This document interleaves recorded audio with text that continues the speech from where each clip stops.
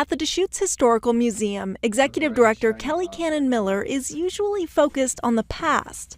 But these days, she's faced with a clear and present threat. Do you feel like this is a direct attack on libraries and museums, or do you think you're just getting swept up into a bigger picture of cutting funding left and right? I don't think it's an attack on museums and libraries. I think everybody loves museums and libraries and wants to support them.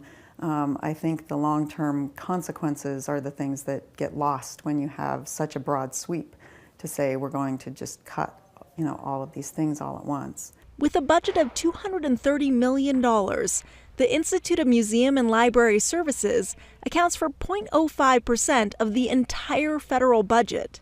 And one of the issues with IMLS is that it funds a lot of grants, correct? I mean, that's what you guys are concerned about, is the possibility of losing grant opportunities in the future. Correct. There's a whole lot of smaller grants that we have the ability to apply for based on what our needs are. And so if the agency were to go away, all of those grants would go away with it. The Deschutes Historical Museum relies on grants to help with the upkeep of the artifacts. Care and feeding of collections is something that largely happens in the third floor where visitors aren't always at, and you don't see the cost of archival materials. The textile boxes that cost $20 just for the box to put the artifact in, and those are the ways where organizations like IMLS can really help support and get you further down the road in taking best care of your museum and the stuff that you're keeping for the community.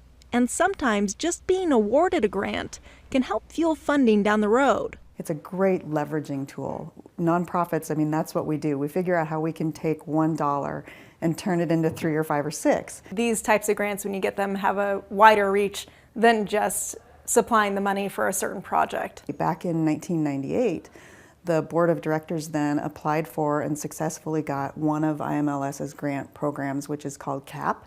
The Historical Society Board of Directors was able to take that and leverage it into $1.2 million worth of grants and donations. Another fixture in Central Oregon that relies on funding for IMLS is the High Desert Museum. IMLS has helped the museum create exhibitions such as By Hand Through Memory. Our Native American wing was funded by IMLS.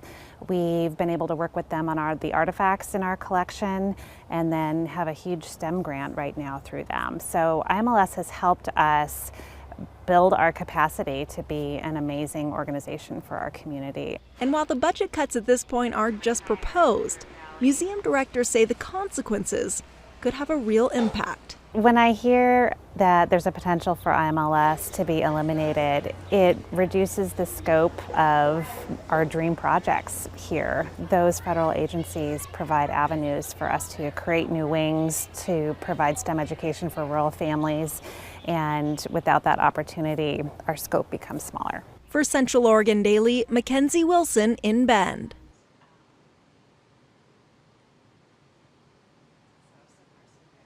For more stories that matter to you, watch Central Oregon Daily on KOHD ABC, KBNZ CBS, and CentralOregonDaily.com.